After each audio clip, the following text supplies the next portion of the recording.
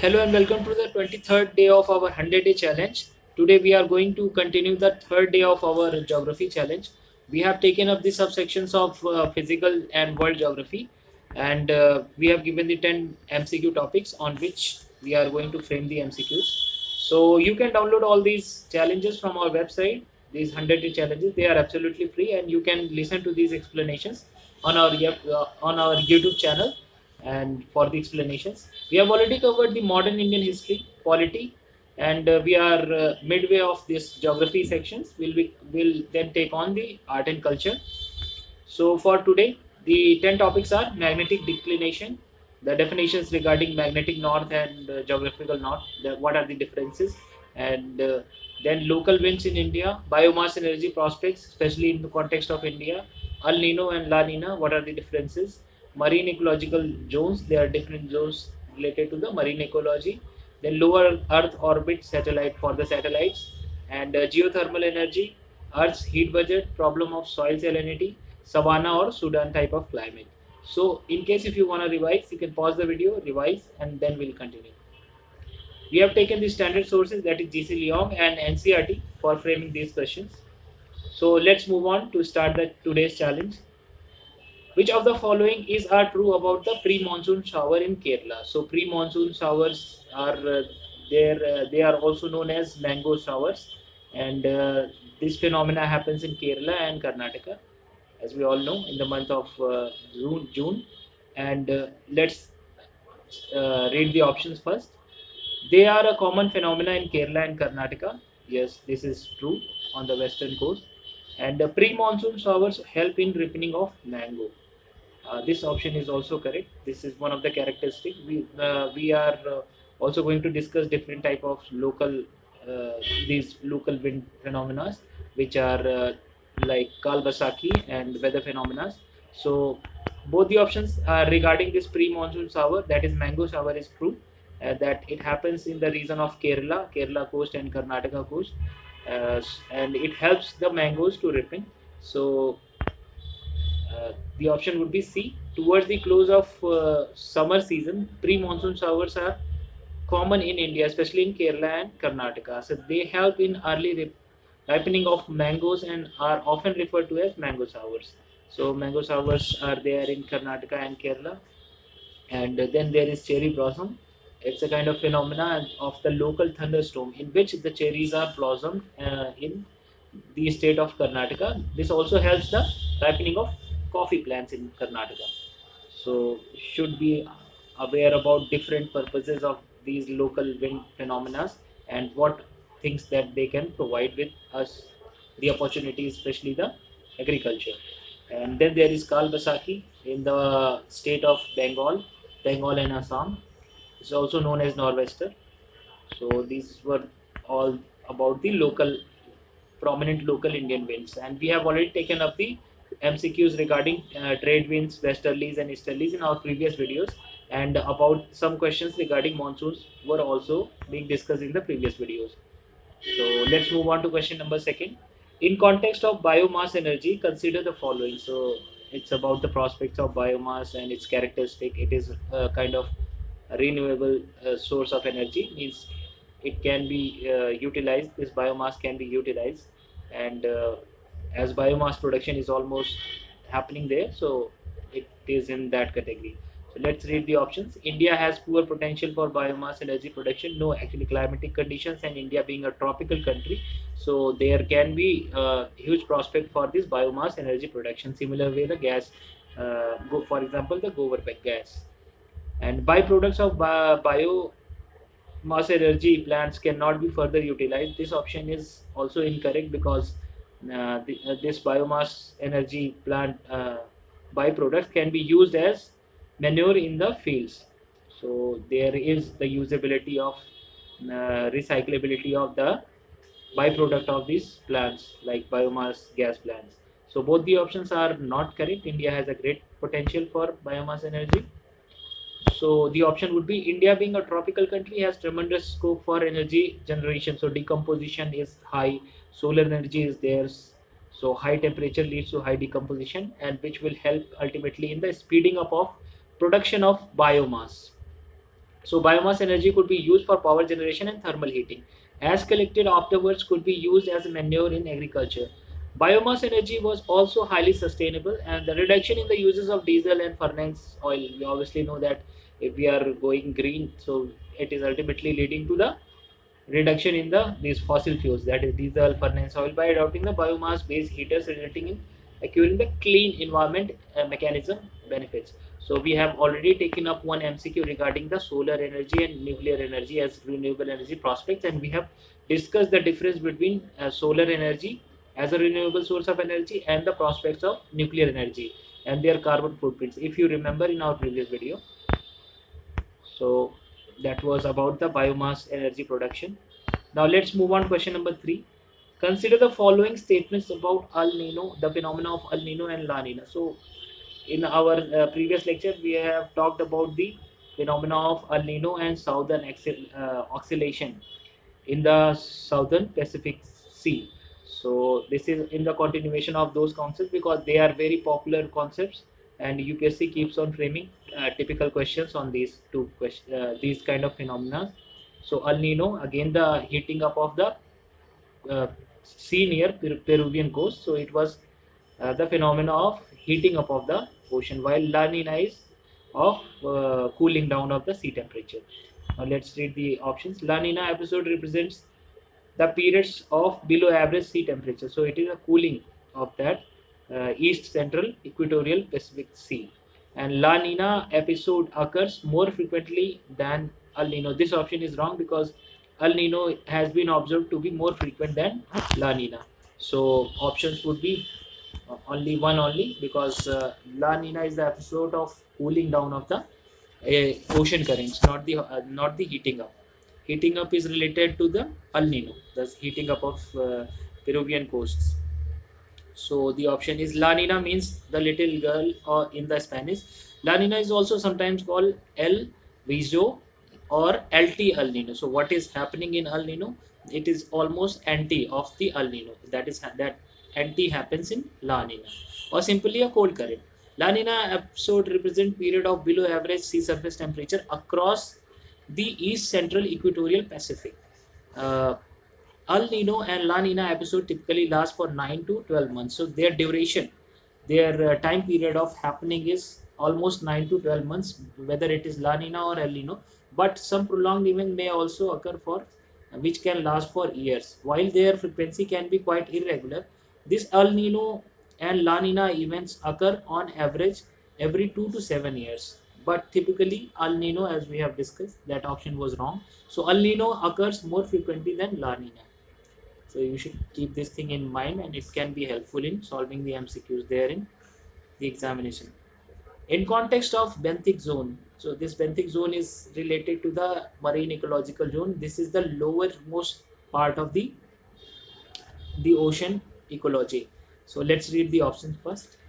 They are ecological region at the lowest level of water bodies. This is correct. Some organisms living in the zone permanently attached to the bottom. For example, the corals.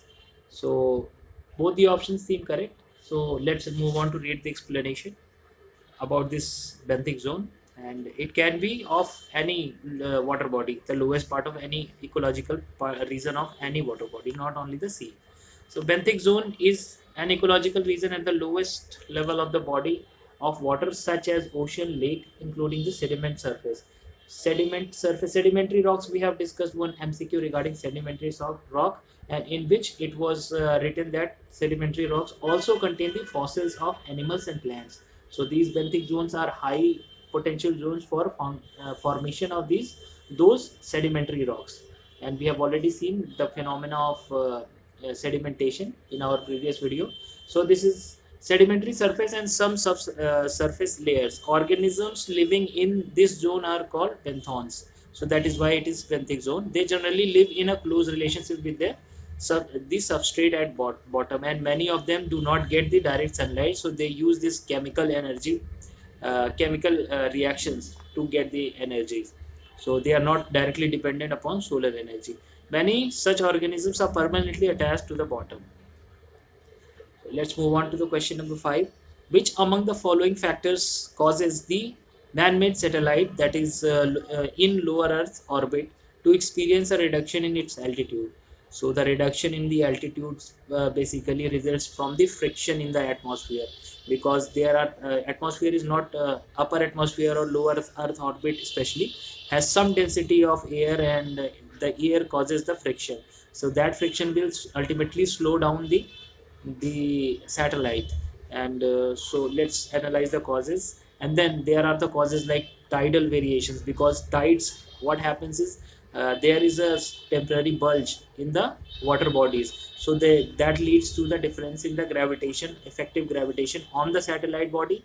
And then second option is earth's gravitation. Yes, because earth is constantly pulling the satellite towards itself, so any reduction or any change in the any reduction in the speed of satellite, that will ultimately this earth gravitation will try to pull it down. So all three options seem correct, so answer would be D, all of the above. The satellites, particularly in the lower earth orbit, are subject to a drag produced by an atmosphere due to frequent collisions between satellites and the surrounding air molecules. The amount of these drags keep on increasing or decreasing depending upon the several factors. So these factors are solar activities. Some activities heat up the upper atmosphere and can increase the drag. This drag can also, in long durations, causes the reduction in the altitude of the satellite observed orbit, which is called orbital decay. So the major cause of the orbital decay in the atmosphere, uh, major so the major cause of the orbital decay in Earth's atmosphere, the result of drag is increased heat and possible re-entry of satellite into the atmosphere, causing it to burn. Lower its altitude drops, and the lower the altitude, the faster the decay. Apart from atmosphere, the tides can also have the orbital decay component. Means tides can also slow down the satellites. So let's see how they can do this. Because when the orbiting is a large body enough to raise a significant tidal bulge on a body, it is orbiting and is either in a retrograde orbit or below the synchronous orbit. For the best example is the moon Phobos of the Mars. So there is some uh, reduction in the altitude of the satellite by this tidal bulge also. So all these factors contribute to the alteration and reduction in the effective in this radius of this man-made satellites orbiting the Earth or any other planet. This is the full mock All India test series, which is we are going to conduct in classroom and online mode. Seats are limited for the classroom at our Delhi center. So if you want to register, you can just mail us on the particular email, or you can contact us on the phone number given in the website. The venue will be near Karol Bagh, and you will be informed with the further updates. You'll be given the printed material for further studies, and these full mock tests are totally free of cost. And but the seats are limited, only 200 people. So if you want to join, you have to contact us on first come first basis. So let's move on to question number 6. Consider the following statements. Angular difference between the true north. True north is the geographical north, means the north pole on which the earth is rotating, and that is not the magnetic north, because there is obviously a variation, means the earth's magnetic field has different north than the geographical north on which the earth is rotating. So this geographical north and magnetic north, their difference is called magnetic declination. First option is correct. The magnetic compass always points in the direction of magnetic pole. No, not always. It can point to the magnetic north pole in one condition: if the local resultant of the magnetism of local which are acting the local magnetism is zero on the compass, then in that case the magnetic compass will point towards the magnetic north. Otherwise it will point in the vector sum of, for example, the magnetism on which the of the ship on which the compass is mounted, and the local area has some other magnetism components. For example, if there are larger hills and land bodies, then they might deviate this earth's magnetism. And so it is not always that magnetic compass points to the magnetic north, it points to the resultant magnetic field. So second option is not correct. Let's read the explanation. And this diagram illustrates the magnetic declination, that is the difference between the geographical north that is 0, and the magnetic north, which is the north of our Earth's magnet. So let's read the explanation first. Angular difference between magnetic north and true north, defined in reference to the geographical North Pole at any particular location on the Earth's surface, is called the magnetic declination. The direction in which a compass needle points is known as magnetic north.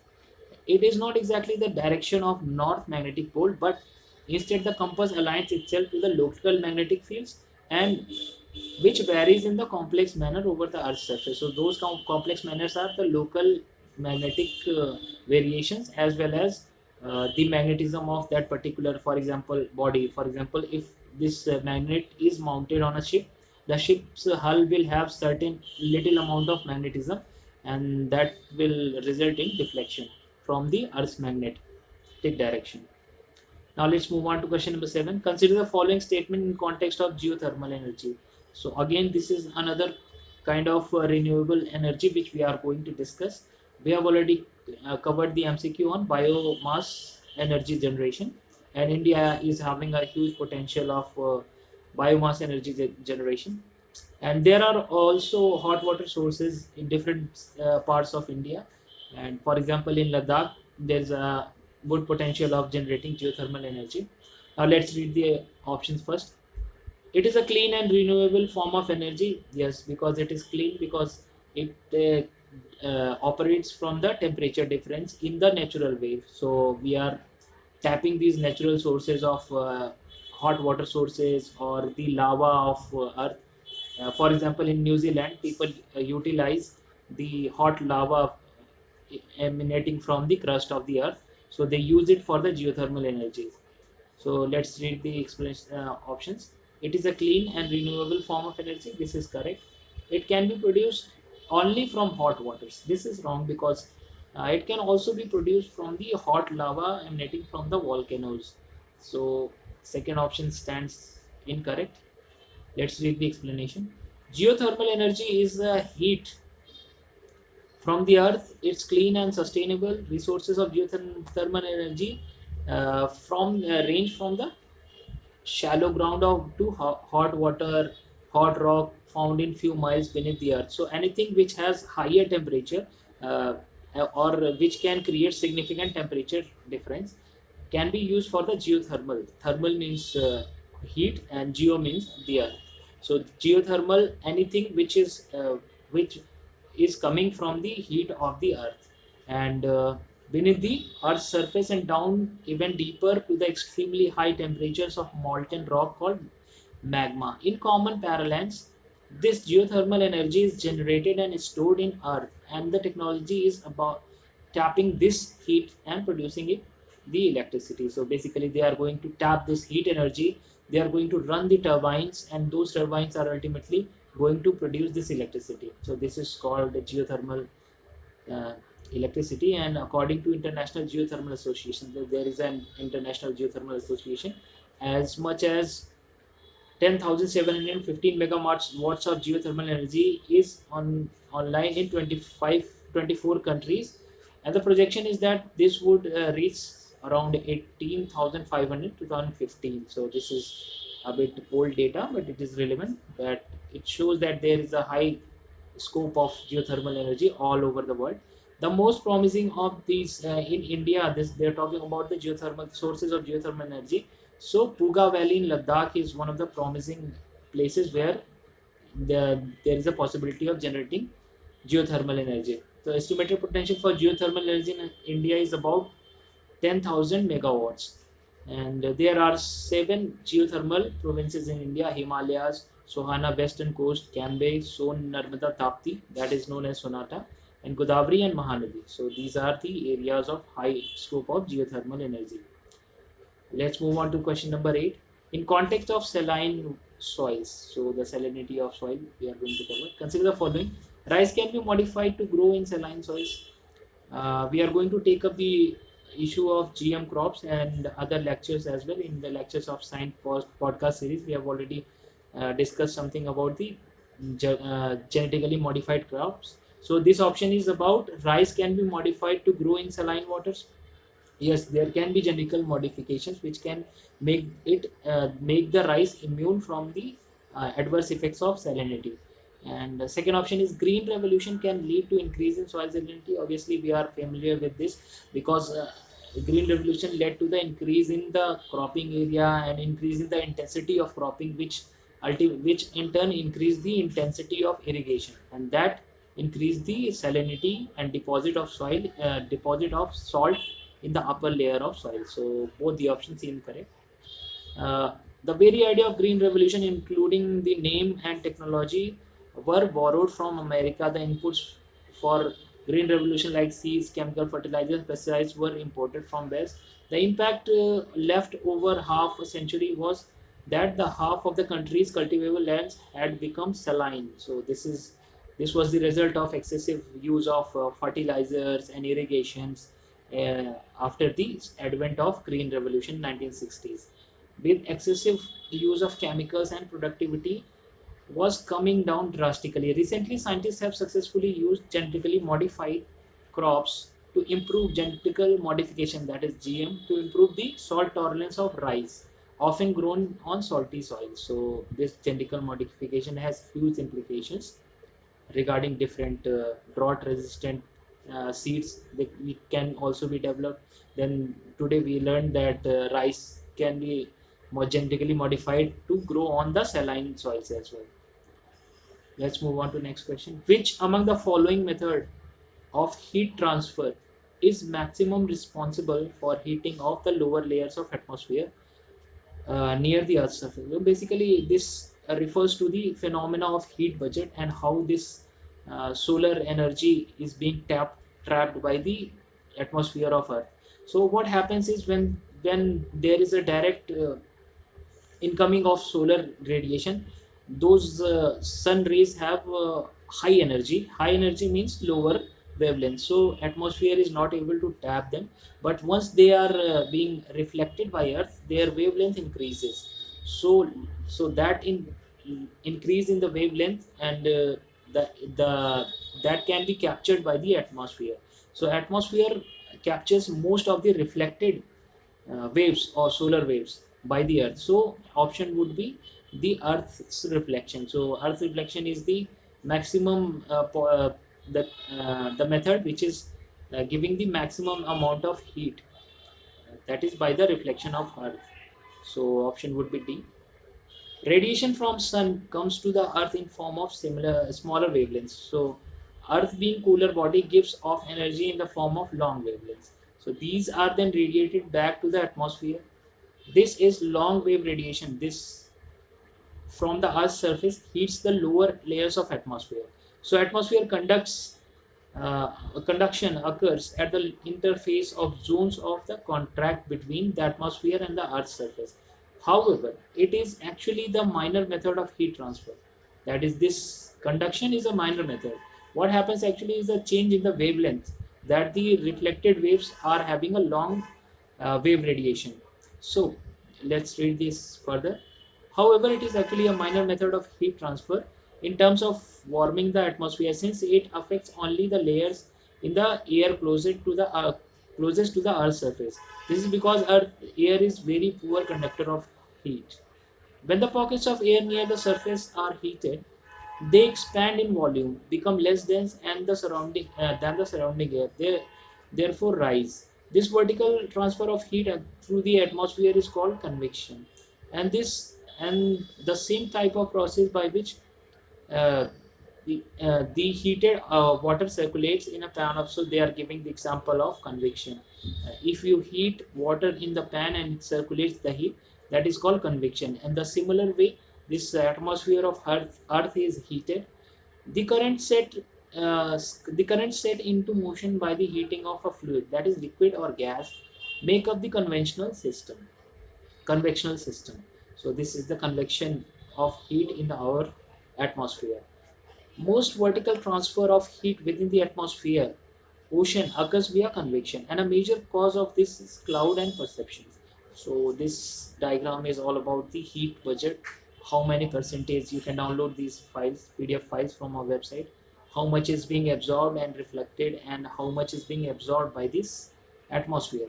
So this is by the maximum absorption of what is being reflected from the earth, that is captured by the atmosphere. So maximum responsible thing for heating of the atmosphere is the earth's reflection of the waves.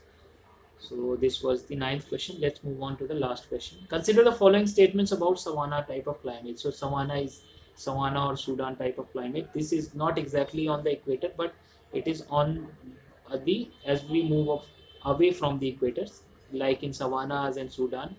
And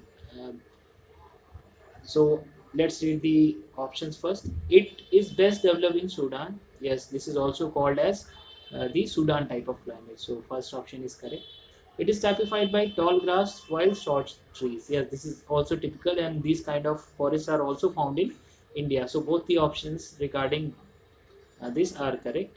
So let's read the explanation and let's analyze the diagram where these climates are being found. The savanna or Sudan type of climate is a transitional type of climate found between equatorial forest and the trade wind or hot desert. So they are just between the tree. This is the area of hot desert and trade winds, and this is the area of equatorial climate. So these savannas are just found between these things. That is, they are found.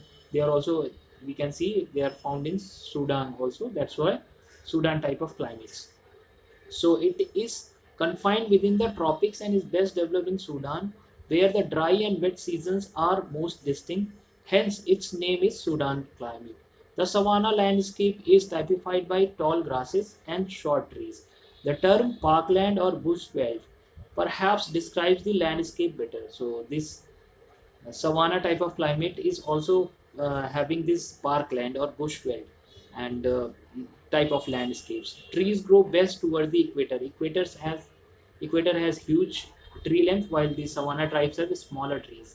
So this is the characteristic and the differences between these kind of climates. We are going to take up other type of climates in our coming upcoming lectures. So the trees grow best towards the equatorial humid latitudes along the river banks, but decreases in height and density away from the equator. So this diagram represents the occurrence of this savanna type of climate all over the world. That's in Australia also and India also. So friends, this concludes the 10 MCQs regarding today's challenge. We hope you are continuing with us, and this is giving you the value addition in your preparation for Prelims 2018. Stay tuned and have a good day. Thank you.